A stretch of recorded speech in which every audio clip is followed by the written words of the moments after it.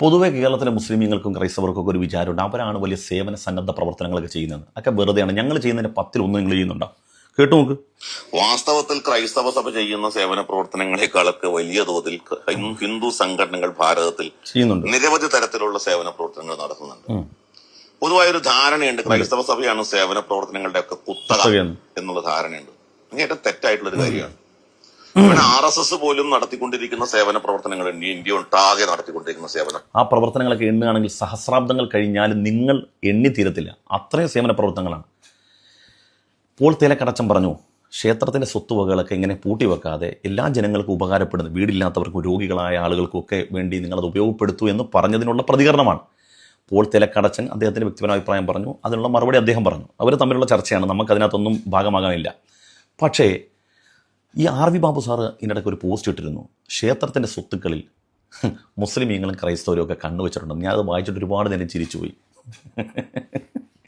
നമുക്ക് എന്തിനാണോ നിങ്ങളുടെ സ്വത്ത്? ഇപ്പോൾ ശബരിമല സ്വർണ്ണക്കൊള്ള നടന്നു, ഒരു മുസൽമാനോ ക്രൈസ്തവനോ അതിനകത്തുണ്ടോ? അടിച്ചുകൊണ്ട് പോയതെല്ലാം ബാബുവേട്ടൻ്റെ ആളുകളല്ലേ. കോട്ടയത്തൊരു BJP കാരനല്ലേ ക്ഷേത്രത്തിൻ്റെ തിരുവാഭരണം അടിച്ചുകൊണ്ട് പോയത്?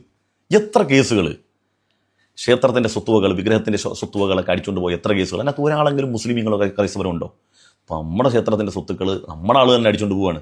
അത് നമുക്കാർക്കും ഇതൊന്നും വേണ്ട. നമുക്കൊക്കെ അത്യാവശ്യം ജീവിക്കാൻ, മാന്യമായി അധ്വാനിച്ച് ജീവിക്കാനുള്ള ആരോഗ്യവും അതിനുള്ള വകുപ്പുമുണ്ട്. പിന്നെ അങ്ങ് പറഞ്ഞൊരു വർത്താനമുണ്ട്, ഇവിടെ നിങ്ങൾ ചെയ്യുന്ന സേവന പ്രവർത്തനം 1-2 പറഞ്ഞാൽ മതി. 1-2, ഒരുപാടൊന്നും വേണ്ട. ഇപ്പോൾ ഉദാഹരണമായിട്ട് കേരളത്തിൽ വലിയ ദുരന്തങ്ങളിലൊന്നായിരുന്നു വയനാട് ദുരന്തം. ഈ വയനാട് ദുരന്തത്തിൽ RSSൻ്റെയും BJPയുടെ സംഭാവന എന്താണെന്ന് കേൾക്കാനുള്ള ആഗ്രഹം കൊണ്ടാണ്. ഇപ്പം ഞാൻ അറിയാത്തതുകൊണ്ടാണെങ്കിൽ നിങ്ങൾ പറഞ്ഞാൽ എനിക്കത് കേൾക്കാമല്ലോ, എനിക്ക് അടുത്ത വീഡിയോ പറയുകയും ചെയ്യാം. നിങ്ങൾ എന്താണ് സംഭാവന ചെയ്തത്? 2018 പ്രളയത്തിൽ നിങ്ങളുടെ സംഭാവന എന്തായിരുന്നു? വയനാട് 2 ദുരന്തങ്ങൾ നടന്നല്ലോ, അതിനകത്ത് നിങ്ങളുടെ സംഭാവന എന്തായിരുന്നു? അവിടെ മുസ്ലിമീങ്ങൾ മാത്രമല്ല മരിച്ചതും, അവർക്ക് വീട് നഷ്ടപ്പെട്ടതും, അവരുടെ സ്വത്തുവകൾ നഷ്ടപ്പെട്ടതും, നിത്യവേതനത്തിലുള്ള വകയൊക്കെ തടസ്സപ്പെട്ടത് മുസ്ലിമീങ്ങൾക്ക് മാത്രമല്ല, മുസ്ലിമേതര സമൂഹത്തിൽപ്പെട്ട സഹോദര സമുദായത്തിൽപ്പെട്ട മനുഷ്യർ, ധാരാളം ആളുകൾക്ക് വീട് നഷ്ടപ്പെട്ടു, കുടുംബം നഷ്ടപ്പെട്ടു, മക്കൾ നഷ്ടപ്പെട്ടു, ഉറ്റവർ ഉടയവർ നഷ്ടപ്പെട്ടു. അവർക്കൊക്കെ നിങ്ങളുടെ സംഭാവന എന്താണ്?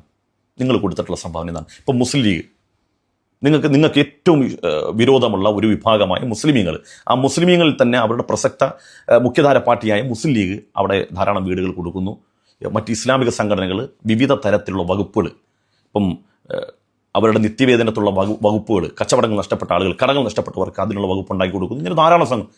നിങ്ങൾ എന്താണ് ഒരു പെട്ടിക്കടയെങ്കിലും നിങ്ങളോ വെള്ളാപ്പള്ളിയൊക്കെ കൊടുത്തതിൻ്റെ ഒരു ഉദാഹരണം കേൾക്കാനുള്ള കൊതി കൊണ്ടാണ്. നിങ്ങൾ ഈ ഇന്ത്യ മഹാരാജ്യത്ത് ഇപ്പോൾ ഉള്ളതിനേക്കാൾ പ്രസക്തി ആർജിച്ചു കഴിഞ്ഞാൽ ഇവിടെ സംഭവിക്കാൻ പോകുന്നത് എങ്ങനെയാണെന്നറിയോ? ഈ വീഡിയോ കണ്ടാൽ മതി. നിങ്ങളെ കൊണ്ട് ജനങ്ങൾക്ക് ഉണ്ടാകാൻ പോകുന്നത് ഈ രൂപത്തിലുള്ള ഉപകാരമാണ്. കണ്ടോ?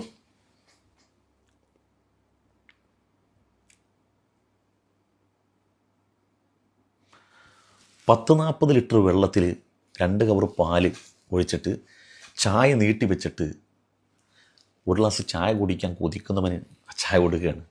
തൊട്ടപ്പുറത്ത് കാണുന്നതോ 11,000 ലിറ്റർ വരുന്ന പാല് പുഴയിൽ വെറുതെ ഒഴുകി കളയാണ്. ഇതല്ലേ നിങ്ങളുടെയൊക്കെ ആതുര സേവന പ്രവർത്തനങ്ങൾ? ഇങ്ങനെ എത്രായിരം സംഭവങ്ങൾ. മനുഷ്യർ കഴിക്കേണ്ട ഈ രാജ്യത്തിൻ്റെ പട്ടിണി നിരക്കെന്ന് പറഞ്ഞാൽ എത്രയാണ്? ആ മനുഷ്യർ ഒരു നേരത്തെ ഭക്ഷണം ഇല്ലാതെ ഈ മാലിന്യ കൂമ്പാരത്തിലിടുന്നത് പോലും ചകഞ്ഞു തിന്നുന്ന മനുഷ്യരുള്ളൊരു രാജ്യത്ത് ഇങ്ങനെയൊക്കെ ഒഴുകിക്കള. ഇതൊക്കെയാണോ നിങ്ങളുടെ ആതുര സേവന പ്രവർത്തനം എന്ന് പറയുന്നത്? ഇവിടെ സാധാരണക്കാരായ ഹിന്ദുക്കൾ ധാരാളം പേര് ഒരുപാട് തരത്തിലുള്ള ഉപകാരങ്ങൾ ചെയ്യുന്നുണ്ട്. നിങ്ങൾ ചെയ്യുന്നതിനെക്കുറിച്ച് ഞങ്ങൾ ചോദിച്ചത്. എല്ലാ സമൂഹത്തിനും ഉപയുക്തമായ രൂപത്തിൽ നിങ്ങൾ ചെയ്യുന്ന 1-2 സേവന പ്രവർത്തനം എന്ന് പറയാമോ? കേൾക്കാനുള്ള ബുദ്ധിമുട്ടാണ്. നിങ്ങളിലേക്ക് ചുരുങ്ങുന്നുണ്ട്, ശരിയാണ്, നിങ്ങളുടെ ആളുകളിലേക്ക് ചുരുങ്ങുന്നുണ്ട്. എല്ലാ മനുഷ്യർക്കും ഇപ്പം ഞാൻ എൻ്റെ വീഡിയോ എടുത്തൊന്ന് ബാക്കിലേക്ക് നിങ്ങൾ പോവുകയാണെങ്കിൽ ഒരാഴ്ചക്കുള്ളിൽ പ്രധാനമായ 2 കേസും എൻ്റെ സമുദായത്തിൽപ്പെട്ടവരല്ല, അവരുടെ പ്രശ്നങ്ങൾക്ക് അൽഹംദുലില്ലാഹ് സമ്പൂർണ്ണമായ പരിഹാരം. നമ്മളവിടെ മതം നോക്കിയില്ല, ജാതി നോക്കിയില്ല, വർണ്ണവും നിറവും നോക്കിയിട്ടില്ല. അപ്പോൾ ഇത് ചെയ്തിട്ട് അല്ല, നമ്മൾ ആഗ്രഹിക്കുന്നതൊക്കെ പടച്ച തമ്പുരാൻ്റെ പ്രീതി മാത്രമാണ്. പക്ഷേ ഇവിടെ പറയുന്നത് നിങ്ങളാണ് എല്ലാത്തിൻ്റെ എന്ന് പറയുമ്പോൾ നിങ്ങൾ വലിയൊരു പ്രസ്ഥാനമായിട്ട് ഞങ്ങളൊക്കെ 1-2 വ്യക്തികൾ ചെയ്യുന്നതിലേക്ക് പോലും നിങ്ങൾ എത്തുന്നില്ലല്ലോ എന്ന് ആലോചിക്കുമ്പോൾ നിങ്ങൾ എങ്ങനെയാണ് ഏറ്റവും വലിയ സേവന പ്രവർത്തനത്തിന് ആളായി മാറുന്നത്? അപ്പോൾ അതുകൊണ്ട് ബാബുവേട്ട അങ്ങനത്തെ വർത്തമാനങ്ങളൊന്നും പറഞ്ഞ് നിങ്ങൾ ചെറുതാവരുത്. നിങ്ങൾ കുറേയൊക്കെ കാലം ഇവിടെ ഉണ്ടാകണം. പിന്നെ എന്തെങ്കിലുമൊക്കെ പറയുമ്പോഴൊക്കെ ചിരിച്ചുകൊണ്ട് പറഞ്ഞോളി, സ്നേഹത്തെയൊക്കെ പറഞ്ഞോളി. നിങ്ങൾ എപ്പോഴും ഇങ്ങനെ വായിന്ന് വെറുപ്പിൻ്റെ വിദ്വേഷത്തിൻ്റെ വിരോധത്തിന് ആ ഭാവം തന്നെ എന്തോ വല്ലാത്തൊരു ഭാവമാണ്. ഒക്കെ ചിരിച്ച് പറഞ്ഞോളി. അപ്പോൾ എല്ലാം സന്തോഷത്തിലാകട്ടെ.